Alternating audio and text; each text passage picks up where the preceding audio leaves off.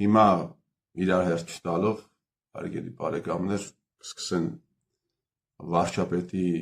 թեկնածուների անուններ շրջանառվել, որը մի երևի 5-6 հոգի, եւ բոլորը լուրջ դեմքերով, բոլորը հայրենասեր,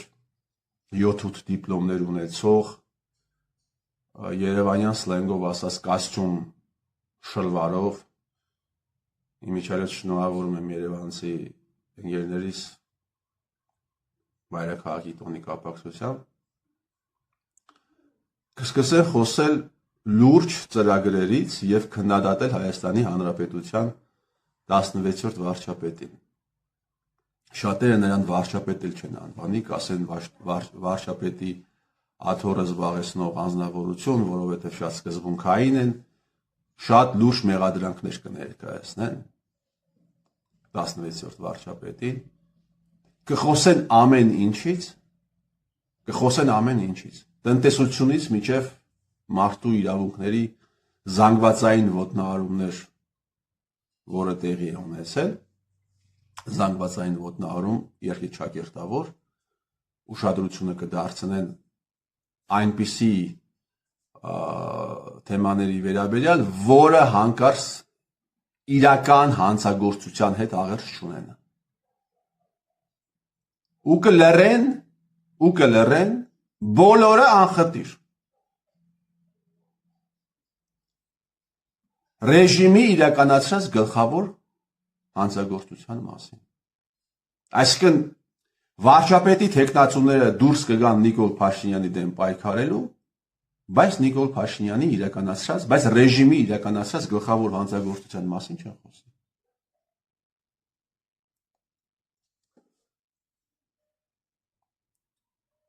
Երկու օֆիցիալ վարչապետի թեկնածուներ կա հիմա, անունները շրջանառվում են, այսինքն ընթացակարգ կա, իրենց հետ կապված մեկը Էդմոն Մարուքյանն է, մեկը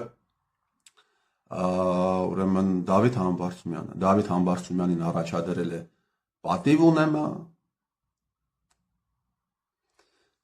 այդ առաջադրմանը միացել է Դաշնակցությունը, Դավիթ Համբարձումյանը այսօր պարլամենտական ընդդիմությունը ներկայացնում է որպես Նիկոլ Փաշինյանին ալտերնատիվ։ Մյուս թեկնածուն Դավիթ Համբարձումյանը հայտնի Վլադիմիր Գասպարյանի հայտնի ախրանայի պետ, հայտնի արշակի փեսան է։ Դուք պատկերացնում եք, մենք ինչքան ենք ընկել, հարգելի բարեկամներ, մենք ինչքան ենք ընկել մեր հասարակությունը, որ այսքան արհավիրք հետո այսպիսի անձնավորությանը բերում են, ներկայացնում են որպես վարչապետի թեկնածու կամ ինչպես ասում են ոչ թե վարչապետի, այլ իմպիչմենտի թեկնածու։ Եվ լուրջ դեմքով մարդիկ դուրս են գալիս, ասում են մենք միանում ենք, էս ենք անում, են ենք անում։ Տարիներ հետո որ դաշնակներին ասես դու գետինը չես մտել, կասի դե դա պոնտ էր քաղաքական, դա քաղաքական քայլ էր։ Մենք դա արեցինք որպեսզի եւ իրենք այսպես այս քաղաքական պոնտերի պատճառով Հայաստանի Հանրապետությունը հայտնվել է այս օրվան։ Մարդը հոդաբաշխ քաղաքական միտք արտահայտելու հնարավորություն չունի։ Դրանք կողքի ում է ներկայացնում, ինչ, ոնց, ով է իր հետևում կանգնած։ Վարչապետի մեկ այլ թեկնածու կա։ Ում առաջադրում է Հովիկ Աղազարյանը եւ Հակոբ Ասլանյանը, ազգային ժողովի падգամավորներ։ Իրավունքի մասնագետ է Էդմոն Մարուքյանը, Լուսավոր Հայաստան կուսակցությունից է, կուսակցության նախագահն է,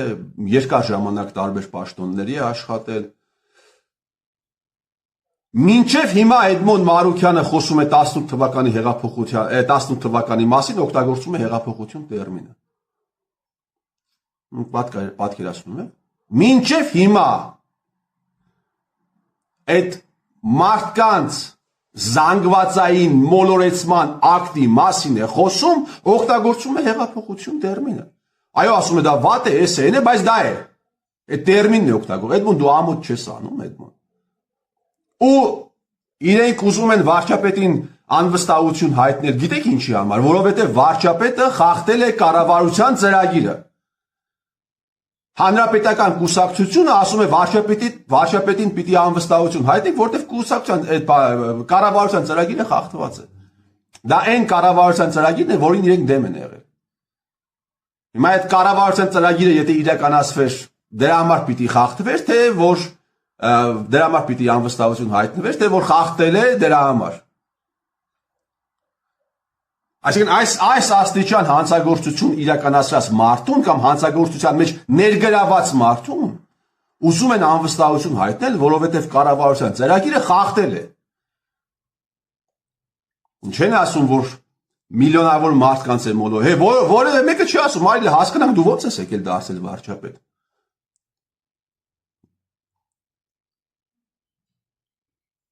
Որևէ մեկը չի ասում սրանցից, այլ հասկանանք։ Դու քեզ ով է բերել քեզ վարչապետի աթոռին շպրտել, որ դու ինչ անեիր, դու մարգինալ վիժվածք, մարգինալ քաղաքական գործիչ,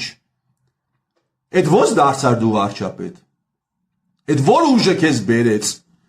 չէ, այս թեմայի մասին չի կարելի խոսել, որովհետև դա վտանգավոր թեմա է, ու այս հալով երել են ուզում են պայքարել Նիկոլ Փաշինյանի դեմ, այս հալերով։ Էդմոն Մարուքյան, երբ դու 18 թվականը կոչում ես, ամեն անգամ 18 թվականի մասին խոսելուց հեղափոխություն տերմինն ես օգտագործում, կիրառում, դու գետինը չես մտնում, դու քեզ վատ չես զգում։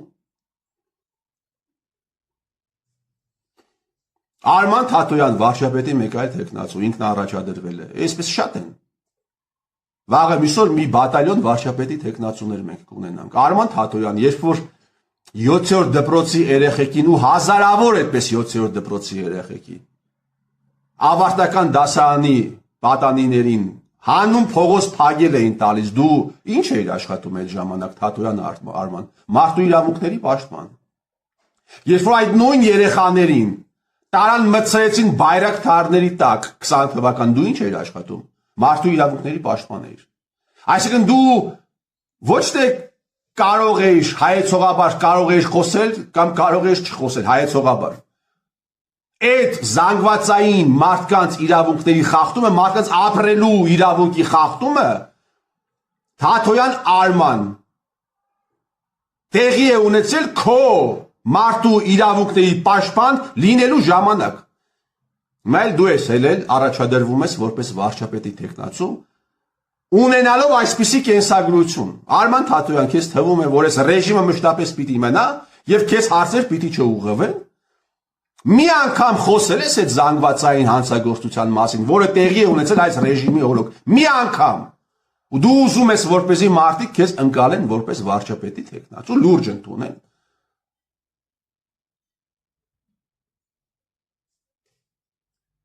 Մեր ձևով շարժման պատանիներ, երիտասարդներ, տղաներ, աղջիկներ, հələ Դարոն Աջեմօղլուին հարցրեք, այդ ինչպես ստացվեց, որ օրինակ Ղրղստանում երբ հեղափոխություն էր լինում, իրար հերթ չտալով ղեկավարները փախնում են երկրից։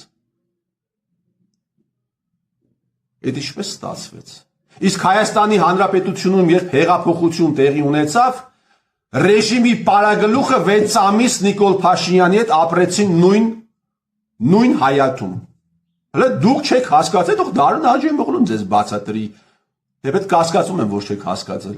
Ձեզ դրել եք չհասկացողի տեղ։ Ինքը ձեզ կբացատրի, թե այդ ինչպես է ստացվել։ Հələ մի հատ հարցրեք, այդ ինչպես ստացվեց, որ հեղափոխական դատարանը արդարացրեց Հայաստանի Հանրապետության նախկին նախագահ Սերժ Սարգսյանին։ Թե ինչպես ստացվեց, որ հանրապետական ինչպես ժողովուրդն է անվանում թալանչիները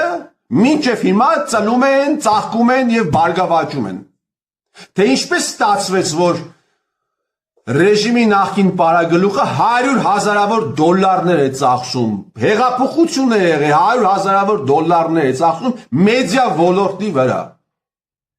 որպեսզի հանկարծ այս թեմաների մասին եւ հարակից թեմաների մասին չխոսեն։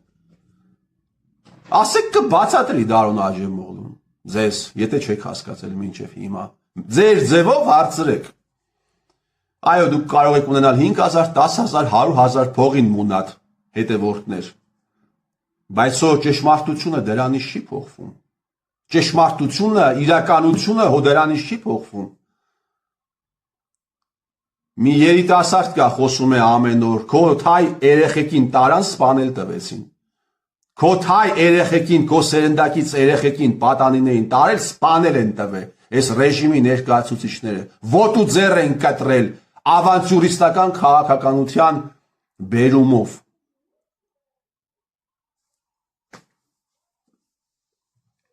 Ես կոչ եմ անում, հարգելի բարեկամներ, հերթական անգամ ես կոչ եմ անում ամբողջ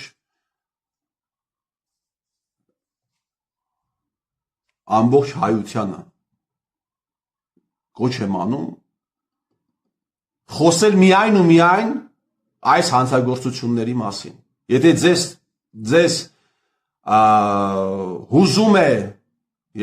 հուզում է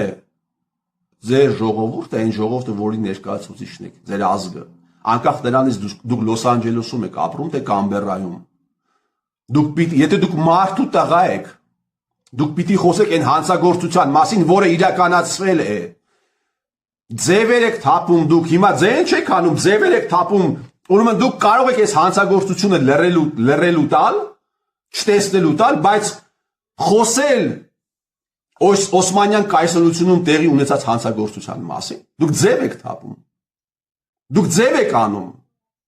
որովհետև եթե դուք այս մասշտաբային հանցագործության մասին չեք խոսում, ձեզ չի կարող հուզել ցեղասպանությունը, չի կարող հուզել, դա ձև է, դա թրենդ է, ուղղակի մտել եք այդ թրենդի մեջ, այսինքն բոլոր հայերը, ոչ միայն հայերը, պիտի խոսեն, պիտի օրակարգ դարձնեն այս հարցը, Եվ այս հարցի շուրջ, այս հանցագործությունների շուրջ, հանցագործությունները պատժելու օրակարգի շուրջ պիտի համախմբվեն մարդիկ, լիդերները պիտի խոսան այս մասին։ Այս մասին պիտի խոսան լիդերները, ոչ է ճամփեքի մասին, գազապրովոդների կալիբրի մասին։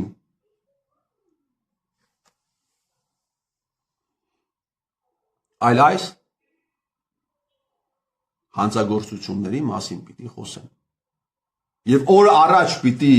այդ հանցագործները, ովքեր իրականացրել են այս ամենը, կանգնեն արդարադատության առաջ, կանգնեն դատաստանի առաջ։ Մեկ բան կա այսօր, որը պահանջում է ժողովուրդը։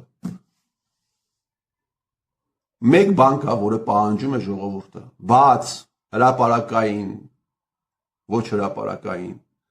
այս հանցագործներին պատժել։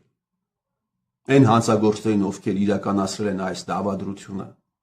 մեկ սերունդի նկատմամբ իրենց պատժել։